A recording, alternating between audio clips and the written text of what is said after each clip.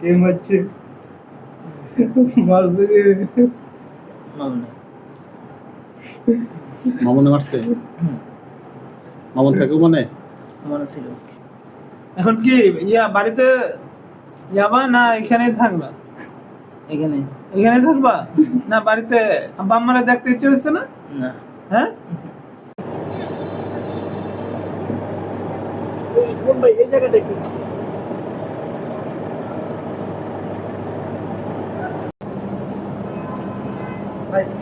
ঠিক আছে, হ্যাঁ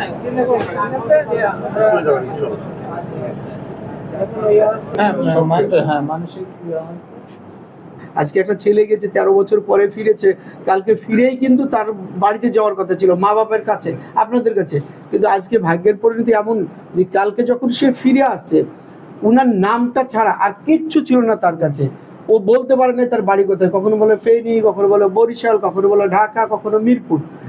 এই অবস্থাতে আমরা যে খুঁজে পেয়েছি, বিশেষ করে সোশ্যাল মিডিয়া, জার্নালিস্টরা, সাংবাদিকরা যেই সহযোগিতা একটা করেছে, এটার ফলে দ্রুত আপনাদেরকে পেয়েছি। এটার জন্য সত্যি আসলে সবার প্রতি কৃতজ্ঞ যে ও পরিবার পেয়েছি। কিন্তু আজকে সে যদি সুন্দরভাবে বাড়ি ফিরে যেত, তার পরিবার থাকতো, তার কত আনন্দ উপভোগ করে যেত, কিন্তু সেই জায়গায় দেখেন আজকে কি অবস্থায় যাচ্ছে।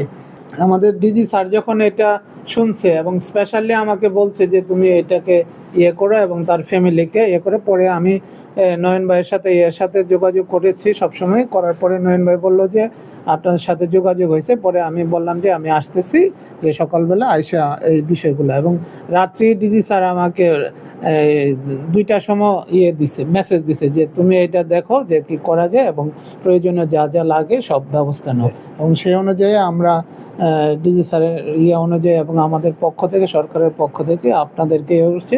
আমার নাম কি? হাফিজুল্লাহ না? আচ্ছা, তো আব্বা তো তোমার জন্য বসে আছে, তোমার দেখার জন্য। তাহলে যাবা না আব্বুর কাছে? না, একসাথে যাবো। একসাথে? আচ্ছা, একসাথে পাঠিয়ে দিব। হ্যাঁ, আচ্ছা ঠিক আছে। কে মারছে? মারছে কে? মামুনে মারছে। মামুন থাকেও মনে ছিল। মামুন একটা আছে এখানে, দিগুলি মামুন, দিগুলি একটা মামুন আছে। তাকে দেখলে চিনতে পারবেন? ওর সাথে একটা মামুন আছে, ওই জানে। ওর কি ছবি টবি আছে না? আপনাকে মারছিল কেন? এতেই মানে কি কারণে মারছিল আপনাকে? মামুন কি কারণে মারছে? ফ্যামিলির সাথে ঝগড়া হয়েছে এই কারণে। মামুনের ওখানে ফ্যামিলি আছে? আচ্ছা, সে আপনাকে কি দিয়ে মারছিল? হাতে। আপনাকে জিম্মি করে রাখছিল? কতদিন? 6 মাস। 6 মাস? মাস থেকে যোগাযোগ নাই, 6 মাস জিম্মি দিলে। কি নিয়ে আমাদের জিম্মি করছে কেন? কোনো ঝগড়া হয়েছিল ওর সাথে? রুমে কি নিয়ে ঝগড়া হয়েছিল? কিছু হয়নি। খাবার নিয়ে? হ্যাঁ, না শোয়া নিয়ে? না, খাওয়া নিয়ে? আচ্ছা, ও কি বেশি খায় তো? জি। হ্যাঁ, আরে উল্টা পাল্টা বলে, তোমাদের বলতে পারছ না। আচ্ছা ঠিক আছে, আমরা এটার ব্যবস্থা নেব। ঠিক আছে, আচ্ছা ঠিক আছে। আমরা সবসময় পরিবারের কাছে পৌঁছায় দিই।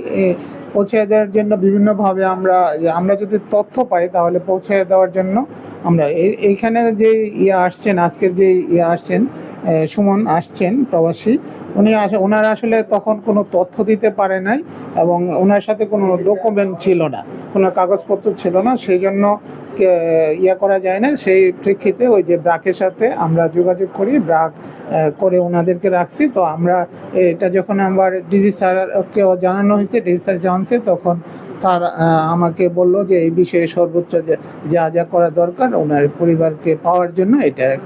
তো যেহেতু অলরেডি আমরা যে এটা ফেসবুকে দেওয়া হয়েছে এবং এটা ওনার পরিবারকে পাওয়া গেছে, আমরা ওনার পরিবারের কাছে এটা পৌঁছায় দেবো আর কি। আর জন্য আমরা আমাদের অ্যাম্বুলেন্স আছে, আমরা ফ্রি অ্যাম্বুলেন্স সার্ভিসের মাধ্যমে ওনাকে ওনার বাড়িতে পৌঁছায় দেব। প্রিয় প্রবাসী, আপনার নিরাপদ ভবিষ্যতের জন্য অর্ধেক দামে আজই ফ্ল্যাট বুকিং করুন। ঢাকায় প্রবাসী সিটি দিচ্ছে সীমিত সময়ের স্পেশাল অফার। জমি ও ফ্ল্যাট একসাথে। যোগাযোগ করুন স্ক্রিনে দেওয়া নাম্বারে।